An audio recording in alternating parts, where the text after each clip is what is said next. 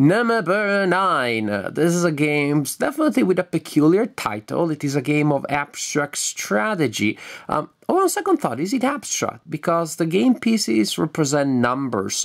And sure, numbers are not concrete in the sense you can pick up one, put it between two slices of bread and make a sandwich out of it.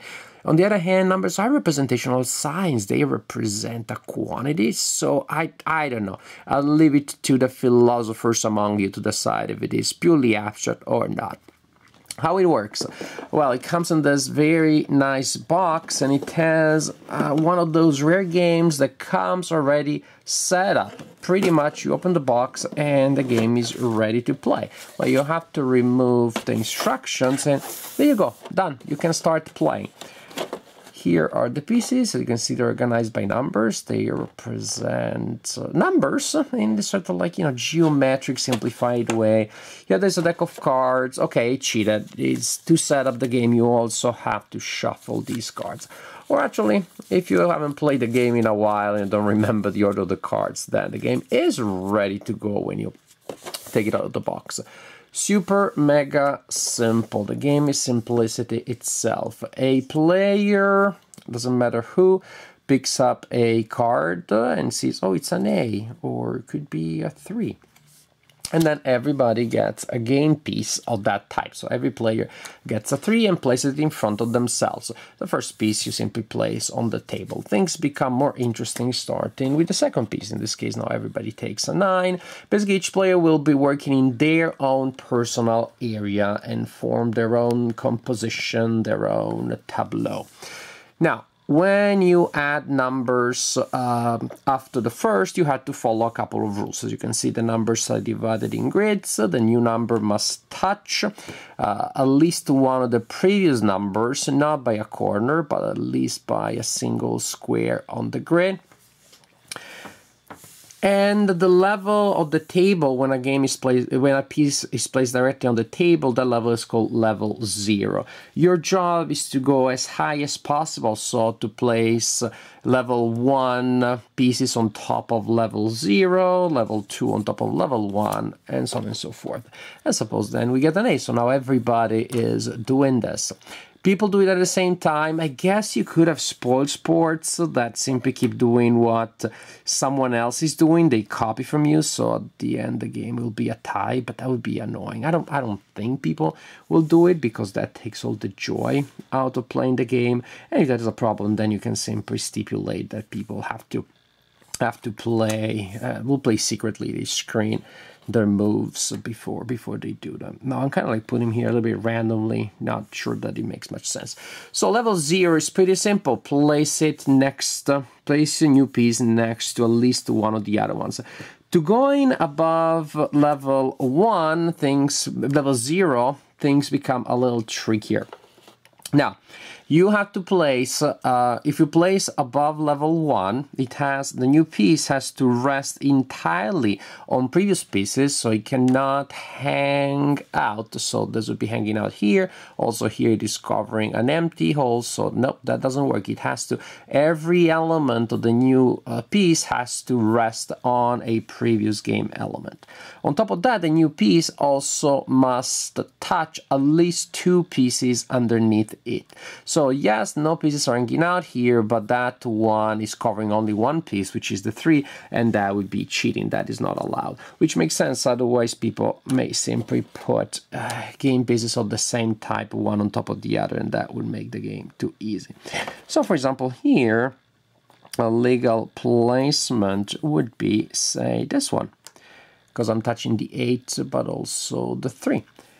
And then I get a 7. Oh, 7s are always fun because they are the toughest shape to place, but also very rewarding if you can place them. Would this be a legal placement? No, because I'm hanging out there underneath that spot. What else? Play with me. Try to figure out if you could do better than I would. Is this legal? There's a little bit of a test. Nope, it's not, because it's only covering the 9. This would work. This would work. This would not work. I'm feeling desperate now. I can't place it. Oh, there you go. There you go. I don't think that would be that great of a placement because now I have that area there. It's going to be hard to fill. But that would be a legal placement because the 7 is not covering, is not hanging out anywhere. And it's doing like that. Ooh, suppose that then later I draw a 1. I'm totally getting a random card and I drew a 1. Totally amazing coincidence. I really did not cheat there. And so maybe I can place the 1 here. Voila. Great. Again, I'm touching multiple things. And then later I drew a 4. Now I want to go above. I'm going to reach the 3rd dimension. Or at least the third layer, which in truth really means level 2. Because remember, we have level 0, level 1, level 2. And so on and so forth. And if you can't place a piece anywhere, remember there's always level 0 that you want to use to create a basis for later placements. There you go. If I could do that, I would be pretty proud of myself. And then the game continues like this. Now, okay, I'm just getting random pieces out. So this is how the thing works, how you build your tableau. Build above level 1 as much as possible, go as high as possible, but remember, each new piece covers at least 2 and cannot hang out or cover any empty area.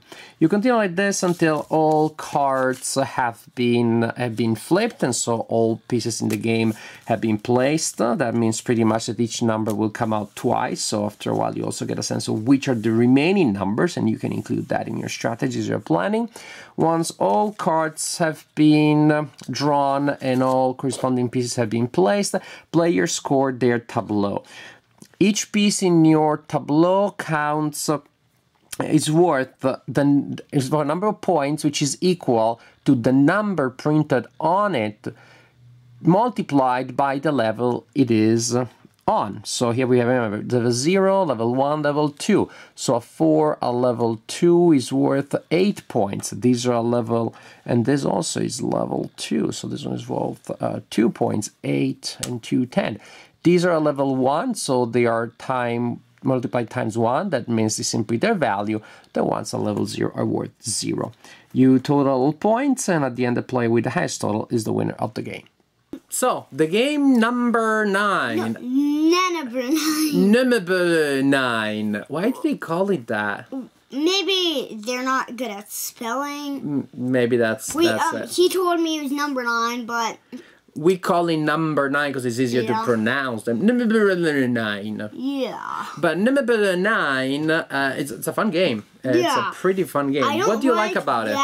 It's not that competitive, actually, but it's competitive, but not that much. You don't actually, in the game, have to fight about, like... You don't fight, you attack, you do not attack, you do not give penalties, you don't steal stuff. So you flip a card, you get the number, but it has to be... it's really fun, actually, because you don't have to fight about the turns and who goes first, because there are no turns. Yeah, or it's always everybody's turn. And then it's everyone's turn to do that at the same time. So everybody takes their turn. What I like about it is that the first piece, you don't, in general, you want to see how you could fit lots of numbers because it's random. And if I had a 3, and I would try and be able to get 2 or like... Or 5 number. Or 9. 9 is also good. 9 you could put on this side. Yeah. But what I don't so you can't are using lines actually. Yes, you have to follow the grid. You have to follow the grid, right? Yeah, there's lines because there's a grid you have to follow. So, and it can't just be on one piece. Exactly, yes. So basically the idea is that when you get these numbers, you have to plan ahead. What am I going to do next? Yeah, like... Maybe I cannot, I have to put this on... many numbers next to it as you can to make a big surface. But actually, you don't want to use all your pieces to make the big surface, or you'll have 0 points. And you're building a good foundation. You have to try and get it high. You're building a good foundation on level 0. Like we've only got to level. You've 3? got to level 3. Yeah, we've got to level 3. Me and Dad, but Amaya, she's not. No, She's I got think to level 1. 1 maybe. I think level 3 Level is as 2. high as you can go. I don't think you can go above level 3. I think it would be very hard. But what is important again is that you have create a foundation. You can only get 2 of 1. That's how many cards. Will I ever 2 finish nines. this sentence? It's You over create a 2 foundation. twos and You create a foundation and so then you can layer numbers, but you can only go to 3. you create a foundation, but you're playing ahead to see what you can put on that foundation. Yeah, but you can only go up to 3. You can only up to 3. You cannot go to say 10 or 11. Yeah, but you might, but it would be really hard.